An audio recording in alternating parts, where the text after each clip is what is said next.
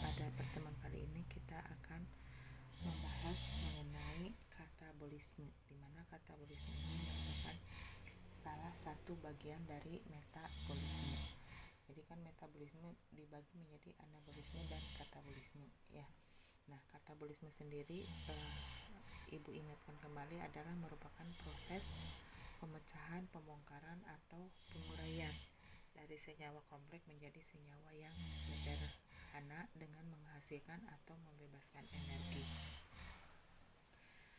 Jadi ini sesuai dengan tujuan utamanya katabolisme, yaitu untuk membebaskan energi yang terkandung di dalam senyawa sumber atau substrat. Nah, di dalam prosesnya ini bisa melibatkan oksigen atau tanpa oksigen. Kalau di dalam prosesnya itu terjadi di dalam lingkungan yang cukup oksigen, berarti kan melibatkan oksigen, maka prosesnya disebut respirasi aerob. Apabila terjadi di dalam lingkungan yang tanpa oksigen, maka disebut respirasi anaerob atau fermentasi. Apa sih respirasi itu?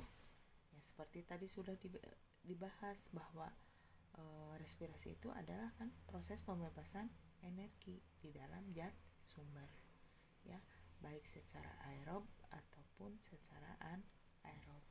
Nah, dari hasil respirasi ini akan dihasilkan energi tadi kan. Nah, energinya itu adalah berupa ATP. ATP inilah yang dibutuhkan, yang akan dipergunakan untuk melakukan berbagai aktivitas hidup oleh makhluk hidup, seperti gerak, pertumbuhan. Kalian misalnya gerak itu kan macam-macam ya, berbagai macam aktivitas olahraga, belajar, mengerjakan tugas ya, kalian di rumah misalnya bersih-bersih, itu semua memerlukan energi. Nah, energinya itu berupa ATP. Nah, ATP-nya itu adalah hasil dari proses respirasi.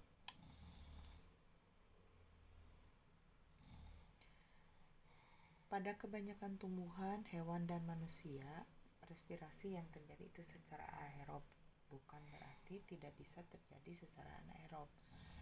Di dalam aktivitas yang sangat tinggi, misalnya kalian berlari, basket misalnya, sepak bola, atau berbagai aktivitas yang memerlukan energi yang banyak, sangat mungkin cadangan oksigen di dalam tubuh itu menjadi kurang sehingga tidak bisa melakukan respirasi aerob. Maka yang terjadi adalah respirasi anaerob. Tentunya dengan jumlah energi yang dihasilkan jauh lebih sedikit. Sebelumnya kalian sudah mengetahui bahwa respirasi aerob dari satu senyawa glukosa akan dihasilkan 38 ATP. Maka melalui respirasi anaerob hanya 2 ATP. Nah, respirasi anaerob ini sendiri bisa dibedakan berdasarkan kepada hasil akhirnya menjadi fermentasi asam laktat atau asam susu dan fermentasi alkohol. Ini berdasarkan kepada hasilnya.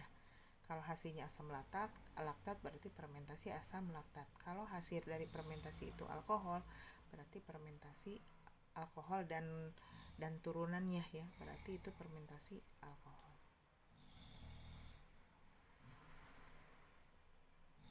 Tadi kita sudah membicarakan mengenai respirasi sel. Nah, ternyata di sini katakan respirasi seluler terjadi di dalam mitokondria ya. Di dalam mitokondria ini dimiliki oleh sel-sel eukariotik atau sel yang sudah memiliki membran inti. Ini adalah mitokondria. Jadi kan sel, kalau diibaratkan sel itu satu ruangan kelas, di tengah-tengahnya ada suatu bangunan lagi, ruangan lagi yang dibatasi oleh membran. Kita ibaratkan itu inti ya, kalian bayangkan. Nah, di dalam ruangan kelas itu selain inti ada organel-organel yang lain. Jadi inti itu salah satu organel sel. Nah, mitokondria ini juga salah satu organel sel, tempat terjadinya respirasi sel. Ini bagian-bagiannya kalian bisa lihat sendiri ya, secara garis besar ini membran luar, ini membran dalam, ini matrik mitokondria. Antara membran luar dan membran dalam itu ada ruang intermembran ya. Nah, ini bentuknya berlipat-lipat gini, itu disebut dengan berbentuk kristal ya. Nah, sekali lagi ini mitokondria, tempat terjadinya respirasi sel. Kita lanjut.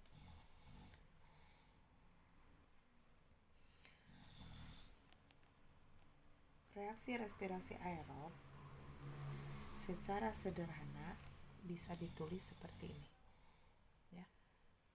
Tentunya kalian tidak asing lagi lah. C6H12O6 ditambah 6O2 ya. Ini akan menghasilkan 6H2O plus 6CO2 plus ATP ya. Ini ATP yang akan dipergunakan untuk aktivitas hidup makhluk hidup ya. Lanjut.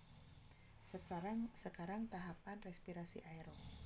Ada glikolisis, siklus Krebs atau siklus trikarboksilat atau siklus asam sitrat, kemudian rantai transport elektron. Nah, sebetulnya antara glikolisis dan siklus Krebs ada satu tahapan yang dianggap itu merupakan bagian dari siklus Krebs, makanya tidak dituliskan di sini, yaitu tahapan dekarboksilasi oksidatif atau reaksi antara.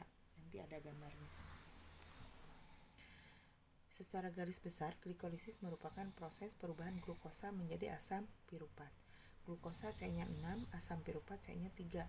Berarti dari satu glukosa akan dihasilkan 2 asam piruvat.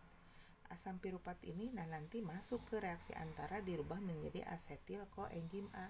Baru asetil koenzim A masuk ke dalam siklus Krebs. Ya. Di sini asetil koenzim A ini kan asam piruvat, tadi kan di dalam udah dirubah di dalam reaksi antara menjadi asetil koenzim A, nanti akan terurai di dalam siklus Krebs menjadi CO2 dan H2O serta dihasilkan sejumlah energi kimia dalam bentuk baik ATP, NADH maupun FADH. Nah, selanjutnya adalah rantai transport elektron. Nah, di dalam siklus Krebs itu kan selain ATP dihasilkan tadi NADH dan FADH2. Inilah yang akan nanti dibawa ke rantai transport elektron untuk dibongkar, kemudian untuk energinya dipakai untuk mensintesis ATP. Dari satu NADH ini nanti energinya cukup untuk mensintesis 3 ATP, dari satu FADH2 energinya cukup untuk mensintesis 2 ATP.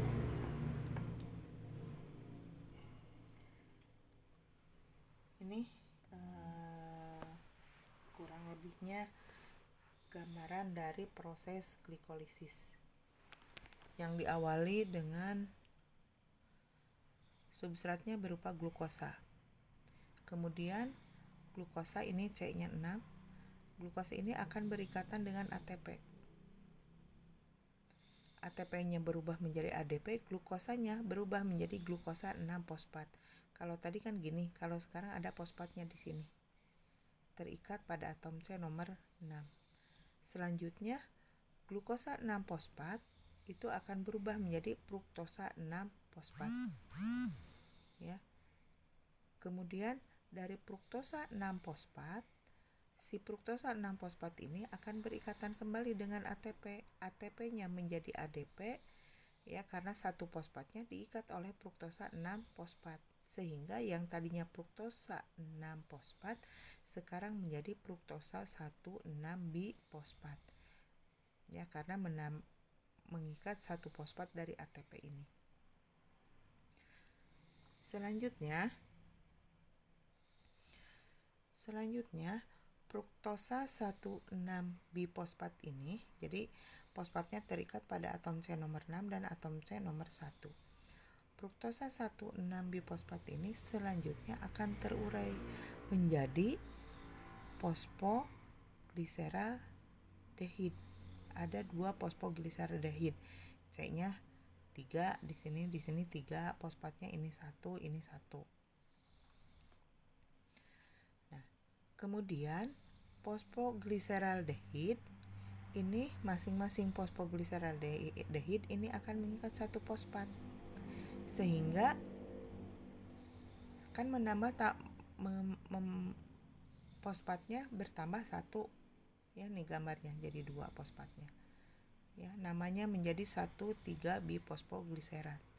Dan pada tahapan ini terjadi pengikatan H+ oleh NAD dari fosfogliseraldehid ini.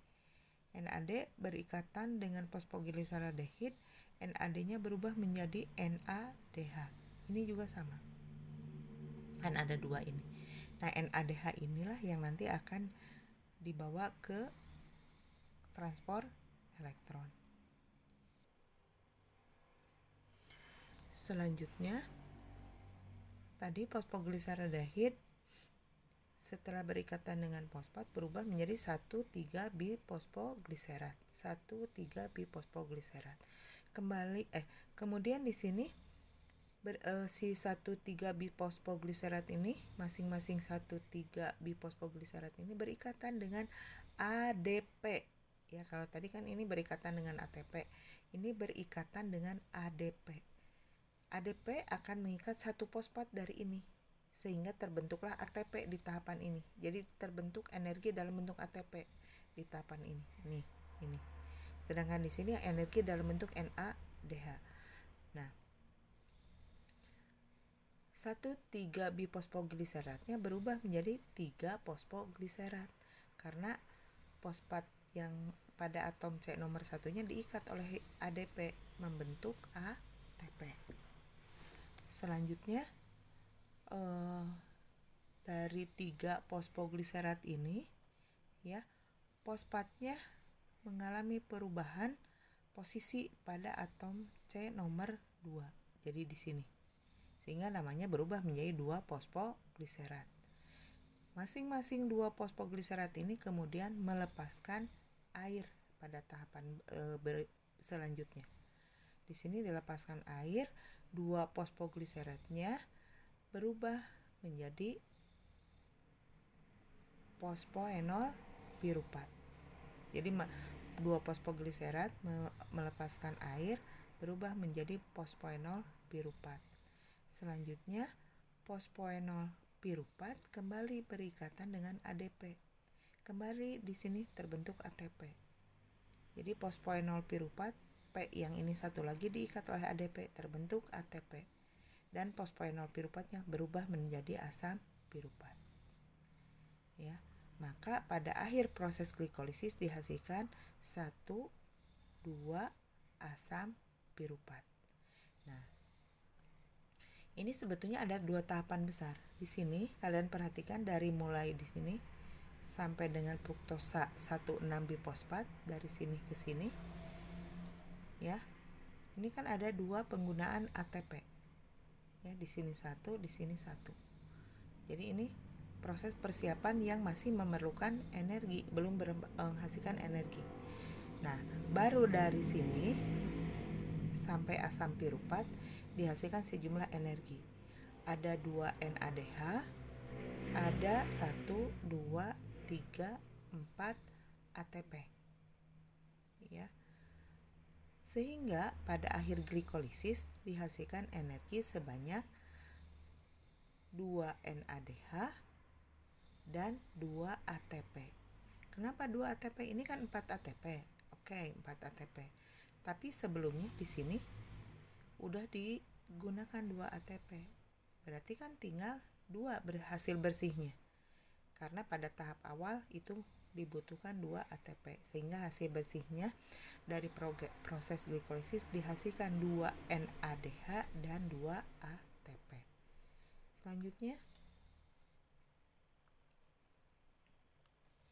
jangan lupa ini terjadinya di dalam sitosol atau sitoplasma, cairan sel yang berada di luar membran inti dan di sebelah dalam daripada membran sel. Itu tempat terjadinya glikolisis. Nah, ini yang Ibu ceritakan tadi sebagai dekarboksilasi oksidatif atau reaksi antara. Tadi kan dari hasil akhir glikolisis kan ada dihasilkan 2 asam piruvat.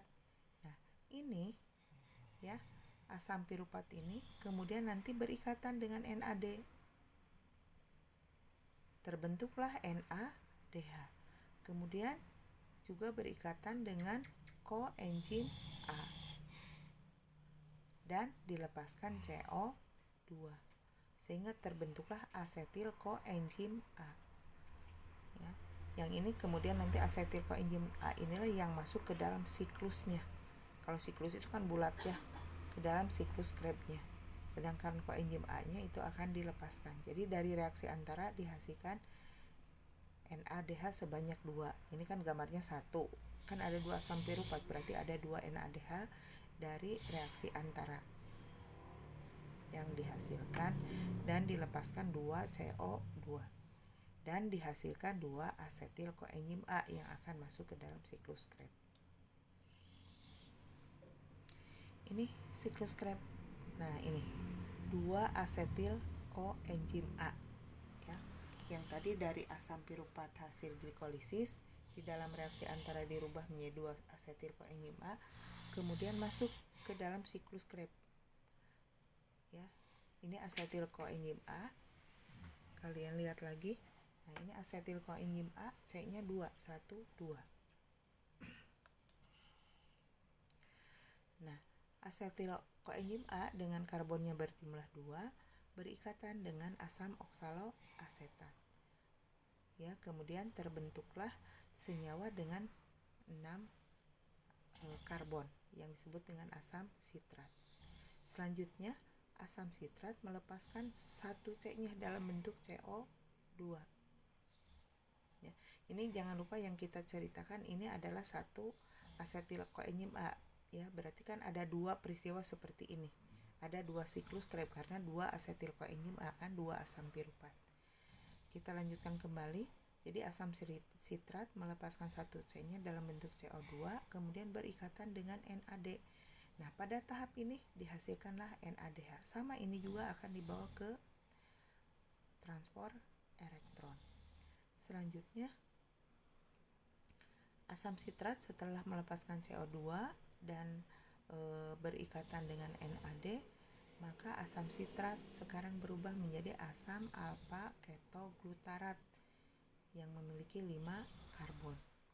Selanjutnya asam alfa ketoglutarat ini kembali melepaskan 1 C-nya dalam bentuk CO2. Kemudian kembali terjadi kemudian berikatan dengan NAD, terbentuklah NADH. Juga pada tahapan ini terjadi pengikatan fosfat oleh ADP sehingga terbentuk ATP juga NADH. Sehingga asam alfa ketoglutarat berubah menjadi asam suksinat ya yang memiliki 4 karbon. Asam suksinat kemudian berikatan bereaksi dengan FAD, terbentuklah FADH2. FADH2 ini juga sama, ini akan dibawa ke rantai transport elektron. Ya. Jadi ini senyawa berenergi tinggi baik FADH2 maupun NADH. Setelah melalui ini asam suksinat berubah menjadi asam malat. Masih 4 karbon ya. Nah, selanjutnya asam malat kembali berikatan dengan NAD. Kembali di sini terbentuk NADH plus H+. Sedangkan asam malatnya sekarang setelah hanya diikat oleh ada hidrogen yang diikat oleh NAD, sekarang berubah kembali menjadi asam oksaloasetat seperti awal. Terus nanti berikatan lagi dengan asetil koenzim A, berulang kembali siklus Krebs. Sekali lagi siklus Krebsnya itu ada 2 kali ini ya yang kita bicarakan. Ini dari 1 asam piruvat, dari 1 asetil koenzim A. Nah, jadi dari 1 kali siklus Krebs ini berarti kita hitung ya berapa energi yang dihasilkan. Kita hitung ATP-nya di sini. Ini ada 1 ATP. Kan nggak ada lagi ya. Ini 1 ATP. Berarti berarti ada 2 ATP. Kan 2 kali ini ya. Sekarang hitung NADH-nya 1, 2,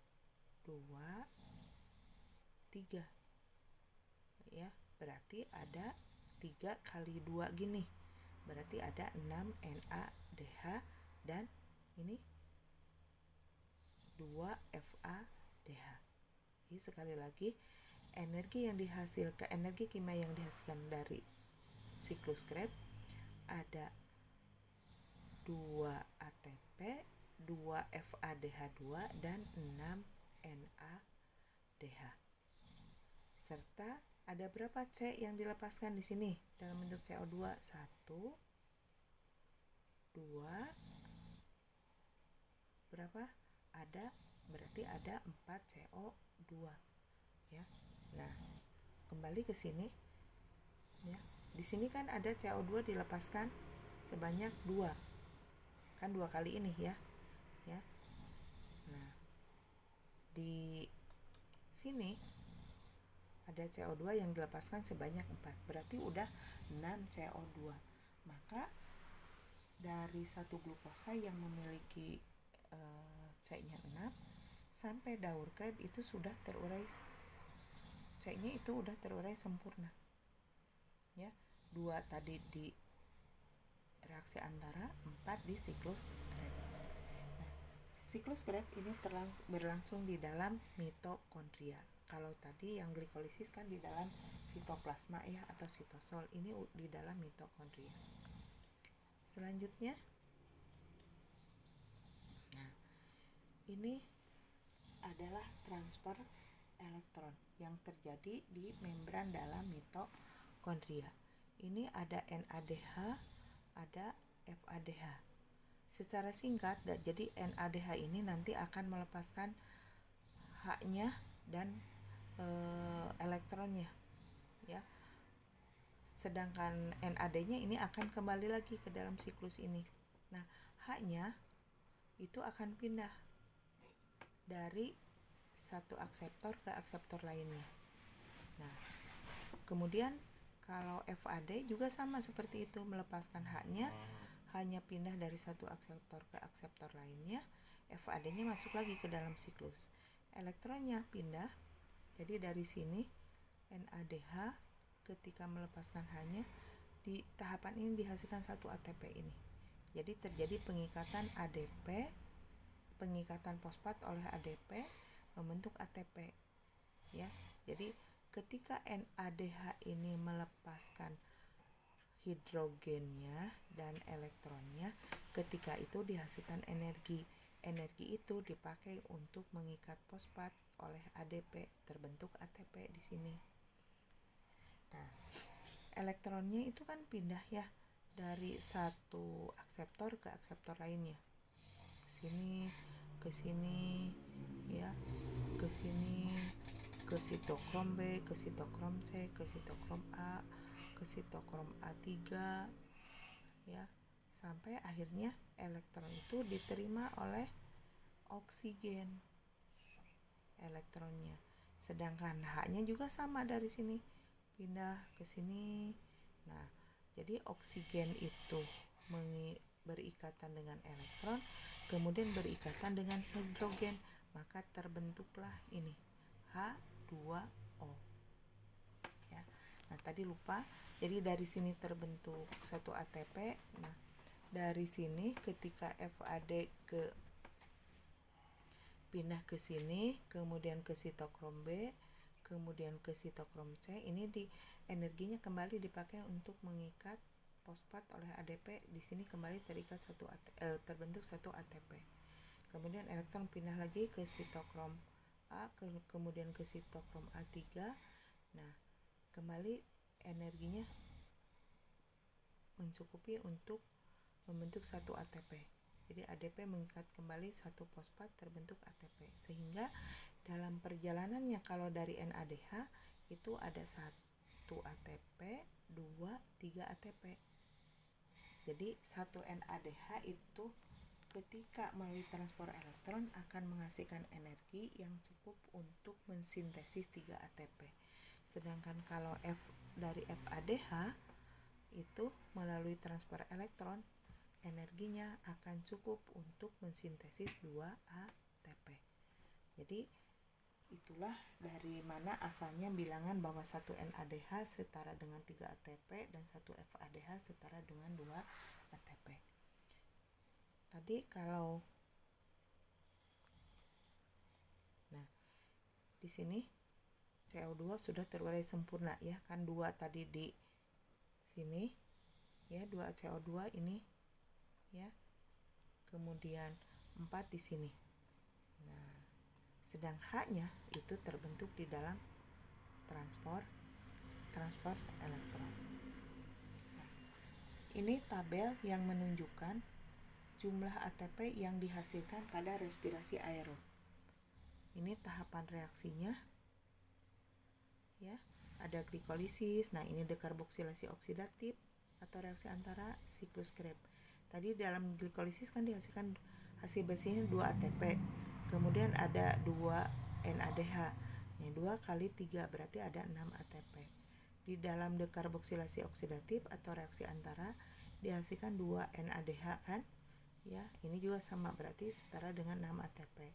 Di dalam siklus Krebs ada 2 ATP. Ya, kemudian ada 6 NADH.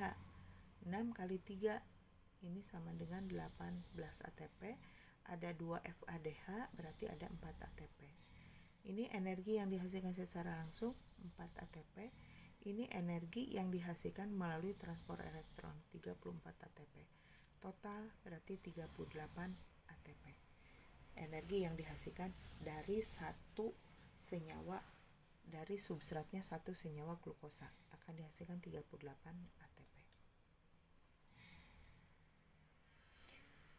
Ini sekarang lanjut sedikit dengan respirasi anaerob. Tadi sudah disebutkan ada fermentasi asam laktat dan fermentasi alkohol. Fermentasi asam laktat yaitu fermentasi di mana hasil akhirnya adalah asam laktat. Tadi kan berdasarkan hasil akhir pembagiannya ya. Peristiwa ini dapat terjadi di dalam otot ya, dalam kondisi anaerob. Jadi di dalam tubuh manusia ini bisa terjadi apabila tadi udah Ibu sebutkan, misalnya melakukan aktivitas yang membutuhkan energi yang sangat banyak seperti berlari atau olahraga yang sangat menguras energi. Ini reaksinya ya, C6H12O6 ini dibantu oleh enzim, ini hasilnya ini asam laktat plus energi. Kemudian fermentasi alkohol pada beberapa mikroba, peristiwa pembebasan energi terlaksana karena asam piruvat dirubah menjadi asam asetat plus CO2. Selanjutnya asam asetat dirubah menjadi alkohol. Ini dalam produksi berbagai minuman beralkohol ataupun misalnya pada saat pembentukan tape juga itu kan pembuatan tape itu kan fermentasi, itu juga sama dihasilkan alkohol.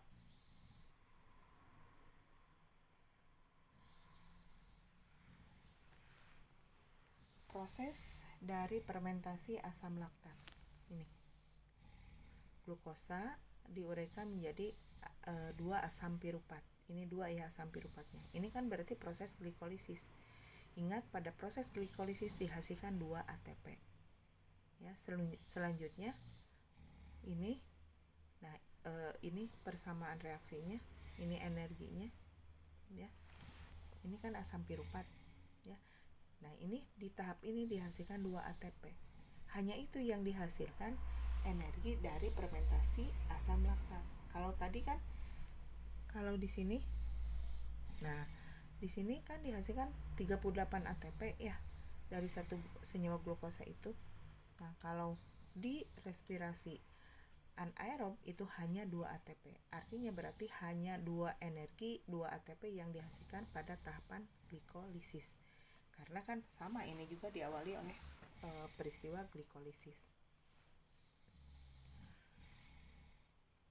Ini tahapan-tahapan lebih lanjutnya, ini 2 ATP yang dihasilkannya ya.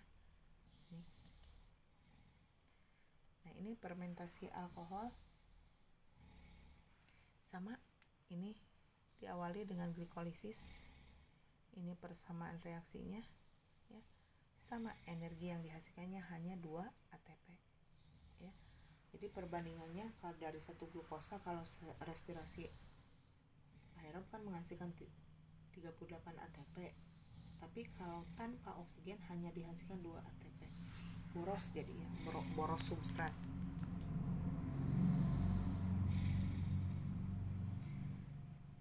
Ini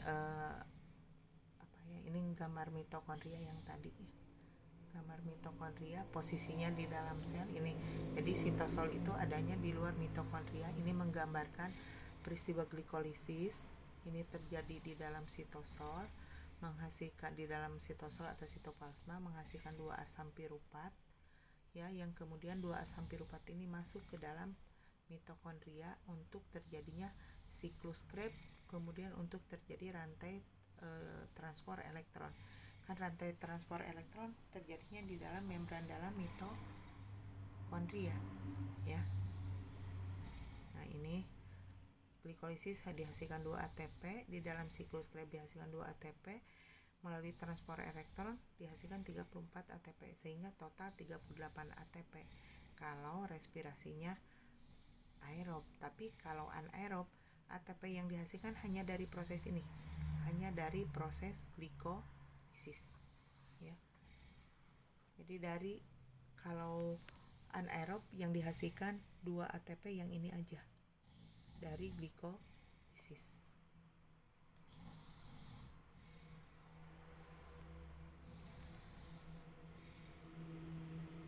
Ini kalian tinggal nyalin lagi tadi ya sebagian.